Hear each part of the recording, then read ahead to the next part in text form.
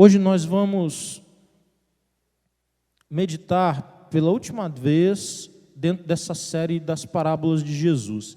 E essa parábola é uma parábola diferente. Nós vamos perceber que Jesus vai usar um outro episódio também narrado na Bíblia, uma história que os seus ouvintes conheciam, que é a história do dilúvio, e a história do dilúvio vai servir como uma parábola para aquilo que ele queria ensinar. Então, Mateus, capítulo 24, a partir do verso 37, nos diz assim: Pois assim como foi nos dias de Noé, também será a vinda do Filho do Homem. Porquanto assim, como nos dias anteriores ao dilúvio, comiam e bebiam, casavam e davam-se em casamento, até o dia em que Noé entrou na arca. E não o perceberam, senão quando veio o dilúvio e os levou a todos, assim será também a vinda do Filho do Homem. Agora eu quero, como o texto remete a uma passagem do Antigo Testamento, eu quero convidá-lo a abrir em Gênesis 6. Gênesis capítulo 6, versículo 5.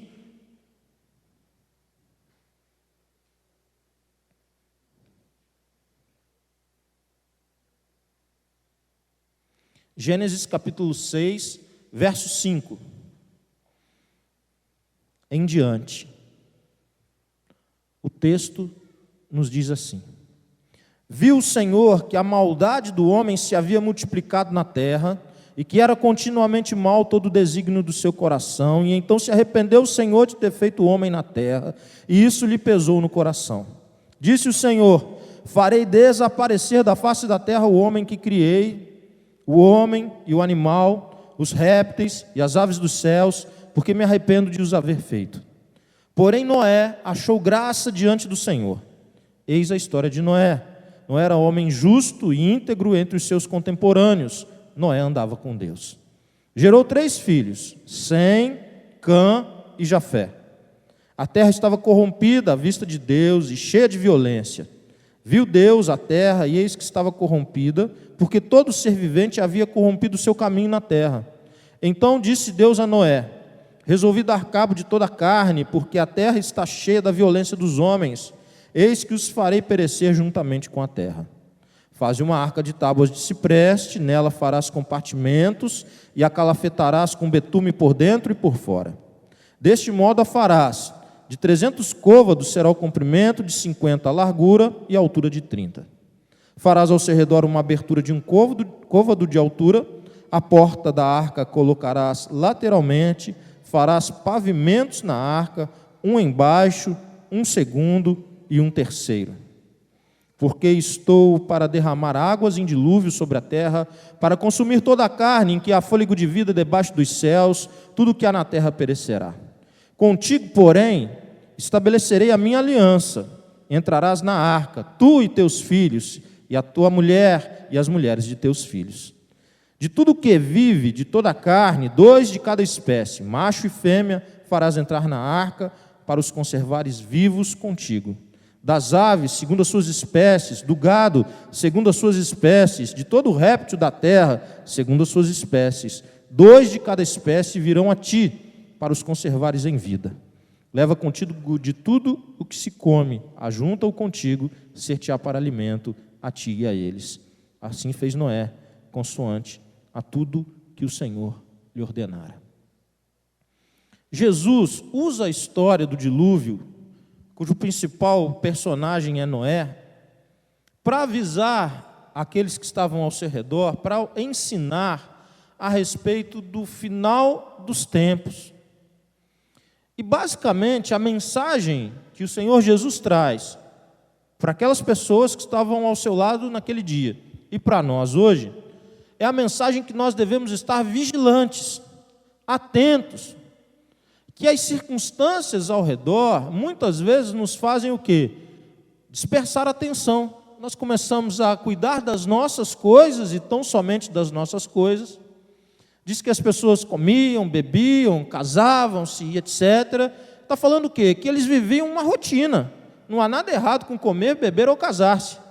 Mas não estavam atentos à proclamação que Deus fazia através da vida de Noé.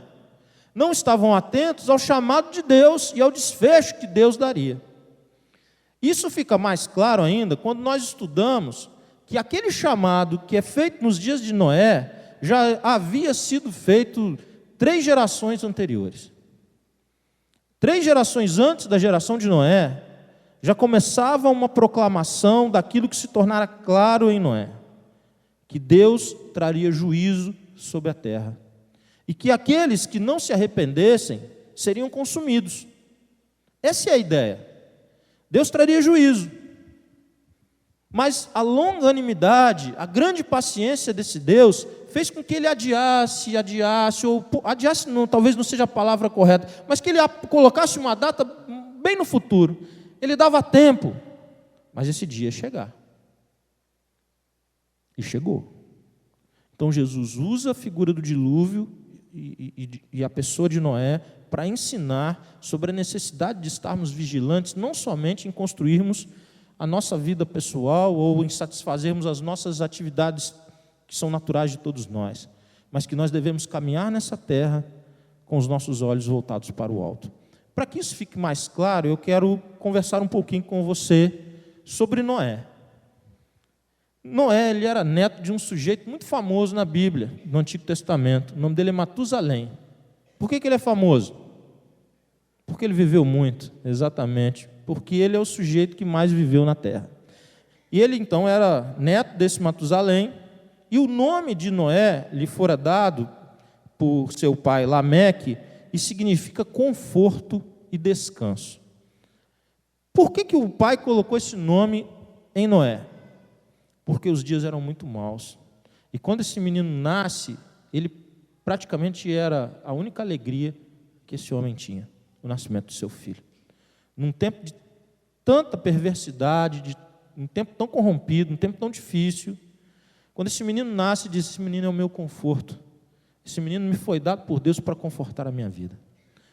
Mas ele, mal sabia ele, que o nome dado, ainda aquele menino que nascia ali, recebia esse nome, seria tremendamente usado por Deus dentro da sua geração. Noé teve 3 filhos, Sem, Cã e Jafé.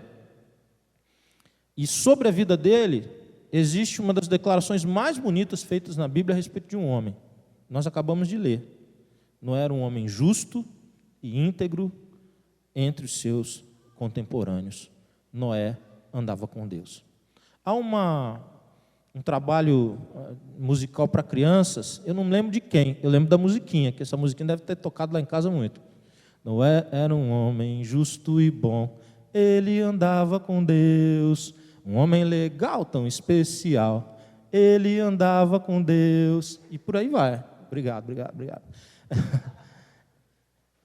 E isso ficou na minha mente, assim, a música de criança, sabe como é que é, né? Aquilo você tenta se livrar, mas não consegue mesmo, ela te acompanha, não sai da mente. Mas que quando a gente percebe, e ela é baseada nesse texto, essa música, a biografia, Noé é apresentado como um homem justo, bom, no sentido de íntegro, e que andava com Deus. Você conhece de algum outro personagem bíblico que a Bíblia diz que tenha andado com Deus? Não?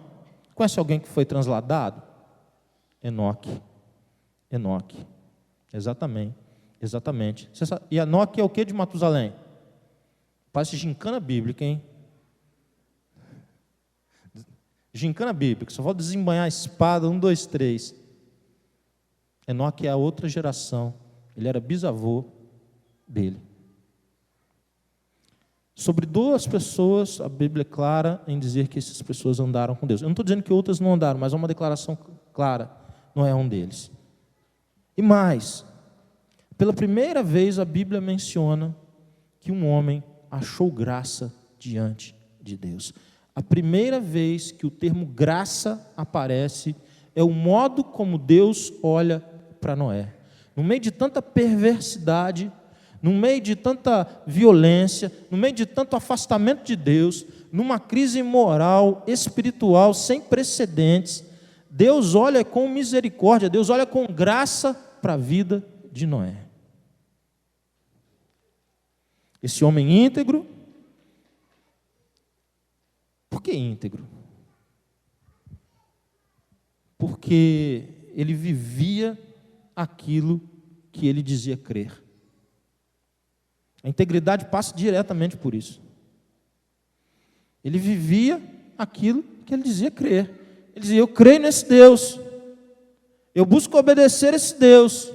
Quando esse Deus me revela a sua vontade, eu me guio por isso, eu vou nessa direção. Foi exatamente o que ele fez, porque era uma loucura mesmo, irmãos. Parecia uma tolice, um homem querer construir um barco, uma barca daquela, num lugar que nem chovia, irmãos.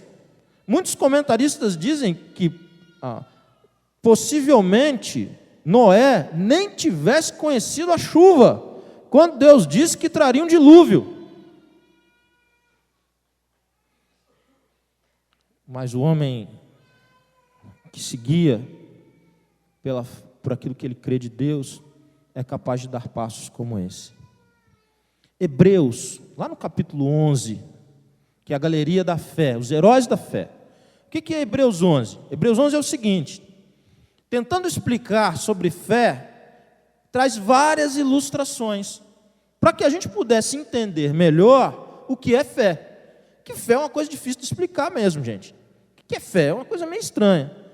É difícil encontrar palavras para uma explicação mais abrangente. Então ele traz uma série de testemunhos, de ilustrações, de biografias, que revelam então o que é um viver por fé. Como que é a fé na prática?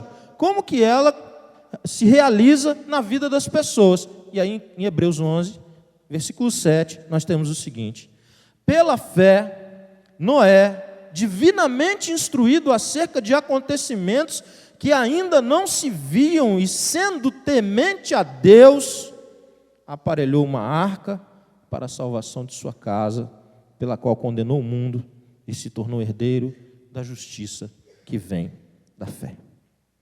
Divinamente instruído acerca de acontecimentos que ainda não se viam, e porque era temente a Deus, foi nessa direção. Quando eu digo para você, olha, a Bíblia é tão clara em dizer, tão clara, cristalina em dizer, que Jesus Cristo vai voltar. É tão claro em dizer, Alisson, que todo joelho se dobrará, e toda língua confessará, que Ele é o Senhor. E a Bíblia não diz isso, de que os servos dele farão isso. Os servos dele farão com a maior alegria, prazer e satisfação, porque já fazem isso hoje. Mas aqueles que não fazem, também o farão naquele dia. Aqueles que não se dobram, se dobrarão. Aqueles que negam, o terão diante dele.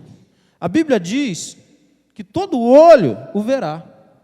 A Bíblia diz que todos nós vamos prestar contas, que haverá um julgamento, que haverá um juízo. A Bíblia diz que aquele que veio em forma humilde, em forma de servo, quando retornará como rei e juiz. E olha que grande, que coisa esquisita, porque é exatamente isso que Israel esperava. Israel esperava um rei que viesse, que destronasse todos, que chamasse o seu próprio povo para estar com ele, e eles reinariam na terra com esse rei. E por que não há o reconhecimento de Jesus como rei de Israel? Porque Jesus não fez isso. Vindo como servo e vindo em humildade, o que lhe esperava era a cruz do Calvário.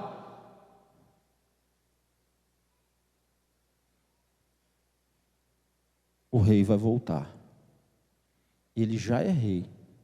Ele já reina. E ele vai voltar. Maranata. Vem, Senhor Jesus. Quantos de nós vive alguma coisa no dia a dia, na semana, no mês, no ano, tendo a perspectiva da volta de Jesus? Quantos? Quantos de nós considera isso em sua vida, em seus relacionamentos? Você tem alertado a quantos a respeito de que todos nós vamos prestar contas diante dele? temos nós sido os atalaias de Deus? Sempre lembrando para você quem era o atalaia. Você não tem obrigação de saber. O atalaia era aquele que o povo estava reunido aqui, aí ele ia para São Francisco, ele ia para Garuva, ele ia para Barra Velha, ele ficava num local mais distante, normalmente num lugar alto, estratégico, observando a movimentação dos povos inimigos, em especial do exército inimigo, para que o povo aqui, que tinha mulheres, que tinha crianças, que estava fragilizado aqui, exposto, não fosse pego num ataque surpresa. Então ele ficava, e quando ele via algum movimento estranho, ele corria e ele alertava do risco que eles estavam correndo. Ora, não somos nós os atalaias desse tempo, não somos nós o povo de Deus que deve anunciar ao mundo os riscos que os homens correm se não entram na arca, que é Jesus Cristo. Na arca só havia uma porta de entrada. É interessante que Noé faz tudo. Noé ficou 120 anos fazendo aquela arca.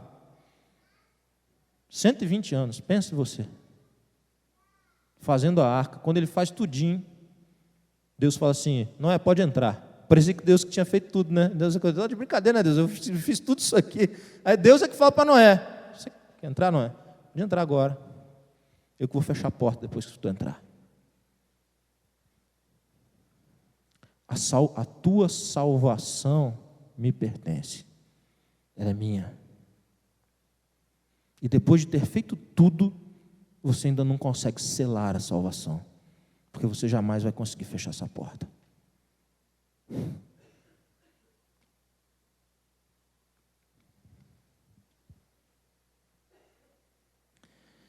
Há um destaque enorme da fé desse homem. A fé de Noé, porque ela dirigia os seus atos. Irmãos, o que é uma fé viva? O que é uma fé bíblica? É uma fé, a questão não é se ela é grande ou pequena, a ideia não é essa, a ideia é que a fé em Jesus, o que ela promove em nós? O que a fé em Jesus promove na vida de alguém que se comprometeu com Jesus? Promove uma coisa fundamental. Agora, comprometido com Jesus, com a fé firmada em Jesus, ele dirige a sua vida, a sua existência, a sua história, a partir daquilo que Jesus lhe revela. O que é uma fé viva se não isso? O que é andar por fé? Andar por fé é isso. Eu vivo na perspectiva, as decisões da minha vida refletem aquilo que eu conheço de Deus. Eu ando, não dirigido por circunstâncias, por momentos, sejam eles os melhores, sejam eles os mais duros. Eu não quero andar por circunstâncias, eu não quero ser alguém que o vento sopra e eu vou para um lado, e se ele para de soprar eu paro, se ele soprar para o outro lado eu volto.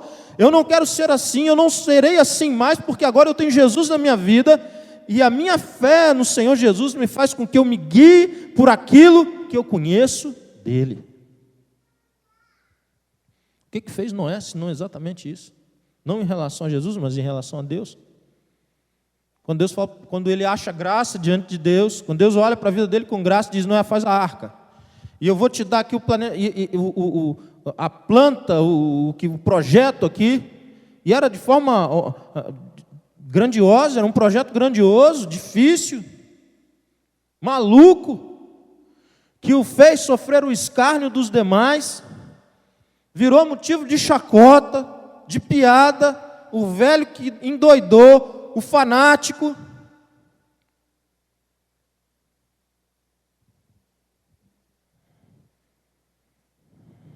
Quero dizer uma coisa para você. Nós vivemos um tempo que muitas pessoas dizem assim: não, mas Deus olha o coração. Deus olha o coração da gente e tal. Eu morro de medo quando eu ouço isso. Morro de medo, porque não vem boa coisa mais. Difícil vir boa coisa desse negócio. Quando alguém começa a se esconder com esse negócio de que Deus conhece o coração, é difícil vir uma coisa que preste. O que eu vejo aqui? Que Deus tocou o coração de Noé, e porque o coração dele tocado, a sua obra pôde ser vista pelos demais. É simples assim.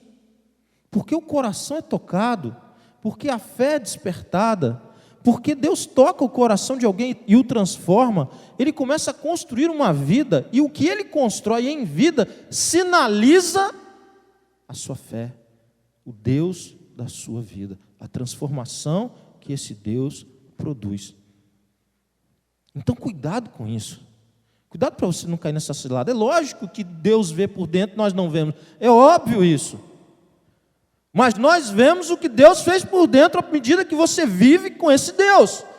Noé era um homem íntegro, Noé era um homem justo, Noé era um homem que andava com Deus, e a sua biografia revela Deus. Não dá para dizer que Deus fala ao meu coração e essa coisa sou eu e Deus, e nada na sua vida indica a presença desse Deus. Nada na sua vida indica que você esteja construindo algo a partir da sua fé nesse Deus, a partir do conhecimento que você tem desse Deus.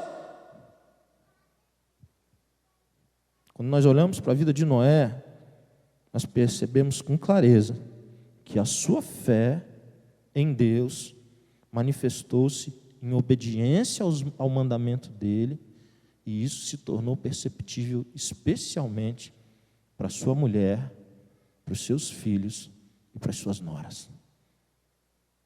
Porque o melhor lugar para você evidenciar a sua fé é em casa. Quem são os que são os salvos com Noé? O seu clã, a sua família. De algum modo, o povo que viu a fé em ação era o povo que estava perto, entrelaçado com ele.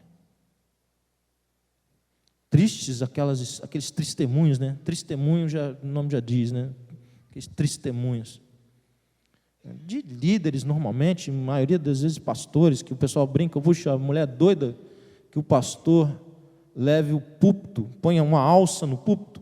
Sabe essas alças? Tem umas alças agora de carregar móveis. O cara meio que é uma coisa assim, ele encaixa no móvel, como se o púlpito ficasse na frente dele. O púlpito sobe e ele pode sair com o púlpito para onde ele vai para casa com o púlpito, ele vai ao mercado com o púlpito, porque atrás do púlpito ele é formidável. Mas a mulher que vive com ele, as filhas que vivem com ele, a mãe que vive com ele, o conhecem profundamente. Elas são doidas que ele coloque o púlpito à frente de si, porque atrás do púlpito ele é fantástico. Testemunho. Por que isso é triste? Porque a fé professada não é vivida. E não é vivida especialmente em casa. Que o Senhor nos livre a todos dessa miséria tão grande. Que o Senhor nos livre de uma desgraça tão grande na nossa vida, na nossa família. Que o Senhor nos livre de uma miséria tão grande, porque joga na lama o nome dEle. Você quer jogar na lama o nome de Deus? Você professe a fé de um jeito e viva de outro. E ainda diga, não, mas Deus conhece o meu coração. A fé desse homem, ela é tão especial, e ela nos ensina tanto, porque foi por ela que ele perseverou. Eu já disse para vocês que ele demorou 120 anos para construir a arca. 120 anos. Se é verdade que ele não conhecia chuva, que é verdade que lá não chovia, é verdade, mas que ele nunca tinha visto a chuva, você aumente isso exponencialmente. E aí nós dizemos assim, a fé desse homem era muito grande. Entretanto, a Bíblia ensina, através daquilo que a gente conhece do desenvolvimento dos homens e mulheres de Deus, que a fé, como tudo no nosso relacionamento com Deus, ela é desenvolvida. Ela é desenvolvida. A fé desse homem, aos 120 anos, era muito maior do que quando Deus foi lá conversar com ele. Ela foi crescendo exatamente na medida que ele escolhia obedecer a palavra de Deus. Então, na verdade, o que nós devemos decidir é, eu quero hoje, essa semana, agora, obedecer a Deus, mas isso me parece impossível. Eu sei que eu não tenho forças, talvez eu não aguente um mês. Tem gente que às vezes o pastor faz o apelo e ele morre de medo de vir aqui à frente. Por quê? Porque no fundo ele está dizendo assim, mas eu não vou dar conta de ter essa vida aí. E é um medo até legítimo, mas de um profundo desconhecimento bíblico. Por quê? Porque quem vai sustentar você é o próprio Deus. Cadê o serrote, o martelo? Cadê a serrinha? Vamos começar a preparar madeira. Demore o que demorar, custe o que custar, a cada dia, renove seu compromisso com Deus. Escolha obedecer. Ele vai sustentar a sua fé. Para de pedir para essas coisas, diz, não, Deus, eu quero uma fé. Você está escolhendo obedecer? Quem escolhe obedecer tem a fé aumentada. Quem ouve Deus e obedece, terá a fé aumentada, porque o projeto de Deus é muito maior que nós mesmos. Nenhum de nós daria conta, nenhum de nós dá conta. Mas a fé na palavra de Deus nos faz perseverar. Última consideração que eu quero fazer. A arca, ela é uma parábola da própria salvação. Eu diria que, como os estudiosos dizem, Noé é um tipo de Cristo. A gente olha para ele e vê elementos do que Cristo fez de forma completa e perfeita. Quando eu olho para Noé, eu percebo, na verdade, que há um tempo do juízo de Deus. Sem querer aqui entrar naquelas discussões que às vezes a gente gosta, mas que só são boas, quando a gente tem aquela lasanha, para comer uma lasanha, conversar a tarde inteira. Será que o dilúvio foi universal? Será que ele foi parcial? Será que não sei o quê? Como que era antes do dilúvio? Será que os homens viviam quase 1000 anos? O avô dele viveu 900 e carqueirada, e não sei o quê. Será que eles eram diferentes de nós? É aquele assunto que é bom com a lasanha, um pene, uma coisa assim, é ótimo, é formidável.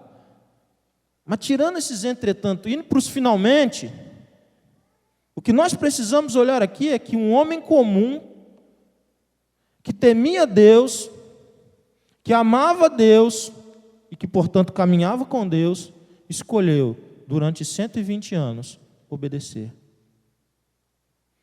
Só que a parábola de Jesus fala o seguinte: o final virá e pegará as pessoas de surpresa.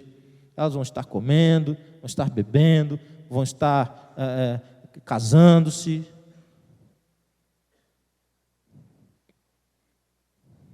Eles não comeram e beberam? Comeram e beberam. Eles não se casaram? Lógico que casaram. O texto fala que entraram os filhos dele, as noras, se casaram. O problema não está em comer e beber, casar. Isso é bênção de Deus. Das melhores, inclusive. Comer, beber e casar são das bênçãos mais elevadas de Deus. Sabe qual que é o problema? Quando a gente vive para isso, e só para isso. Porque quando o nosso centro, o centro da nossa vida, quando nós somos dirigidos por isso, e não por aquilo que nós recebemos de Deus, e não pela revelação de Deus para nós, e não pelo chamado de Deus para as nossas vidas, aí nós vamos nos resumir a isso. Pessoas que vivem uma vida inteira apenas para desfrutar essas bênçãos do próprio viver. Desconectadas de Deus, desconectadas da vontade de Deus. Sabe o que aconteceu? Aconteceu que quando o dilúvio começou, e não era chuvinha mole não, gente. Não era mais possível ser salvo. O tempo da graça, a porta da graça havia se fechado. O mesmo evangelho que anuncia salvação, o mesmo evangelho que anuncia um Deus de amor, o mesmo evangelho que anuncia que há perdão, o mesmo evangelho diz que há um tempo para a minha vida e para a sua vida que não vai ter mais jeito. Quando será, pastor? Não faço ideia.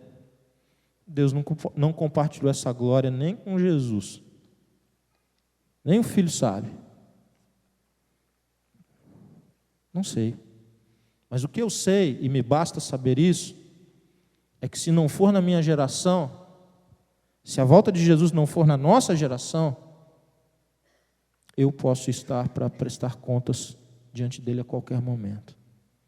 E isso deveria me bastar para seguir o modelo Noé de viver.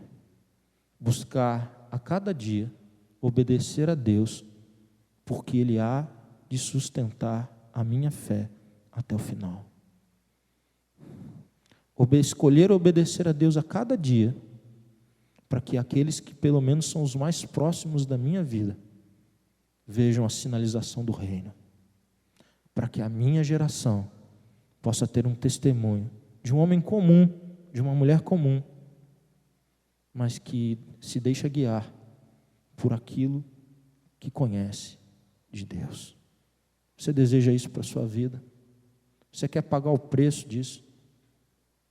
Ou vai continuar vivendo para comer, beber, casar, qualquer coisa desse tipo? Ou vai continuar vivendo apenas para suprimento das tuas necessidades e prazeres que esse tempo oferece? Vai continuar ligado nas coisas que são da terra, ou vai escolher estar ligado nas coisas que são do alto? Essa escolha nós não fazemos depois que a água começa a cair. Essa escolha, ela é feita agora. Essa escolha é feita um dia claro, um tempo seco. Essa escolha é feita no tempo da paciência, da misericórdia de Deus. E se você quer fazer isso hoje, a sua biografia pode constar o seu nome e a frase que foi aplicada a Noé: você achou graça diante de Deus. Baixe sua cabeça, feche seus olhos em nome de Jesus. Como que você responde a tudo isso que você tem aprendido de Deus? Qual é a sua resposta para tudo isso que Deus revela a você? Para tudo isso que você já conhece do amor, da graça, da misericórdia do Senhor? Qual é a sua resposta nessa noite? O que você faz em resposta à graça do Senhor sobre a sua vida? Qual é a resposta que você dá ao chamado de Deus para você?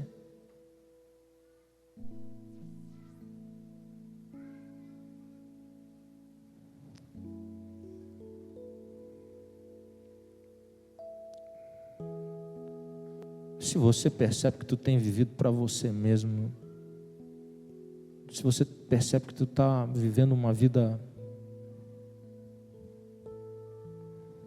desconectada da vontade de Deus, do mandamento de Deus, da missão que Deus te confiou, eu quero te dizer que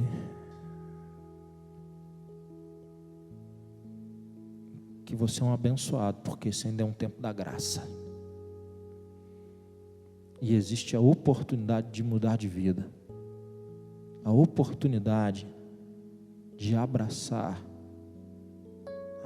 mesmo, com força, o projeto que Deus tem para você.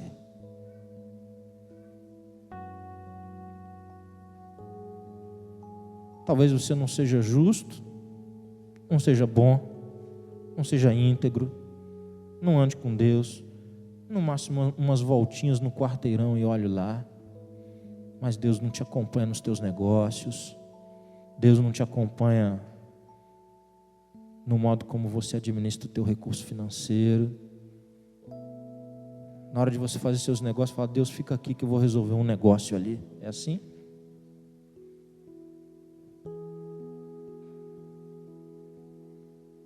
Talvez Deus não faça parte da tua relação conjugal. Ele não pode fazer, né? Não tem espaço para Ele. O cordão não é de 3 dobras, né? Talvez você tenha jogado fora um dos mais maravilhosos projetos do Senhor para a sua vida, que é a tua família, teu casamento, teu marido, tua esposa, os teus filhos. Eu quero te desafiar nessa noite a abraçar um outro projeto completamente diferente, que envolve perdão, quebrantamento, humildade, renovo.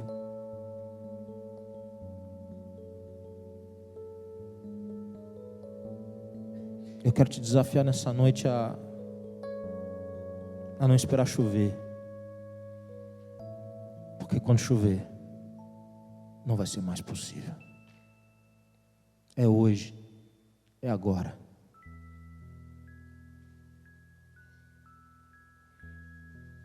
Quanto mais nós olhamos ao nosso redor nós percebemos que nós nada conhecemos, os nossos planos são vazios, se não forem baseados em Deus. Quando eu vi a entrevista do Kempis, jogador da Chapecoense, dizendo que ele estava em paz, porque com a Lamia eles estavam seguros.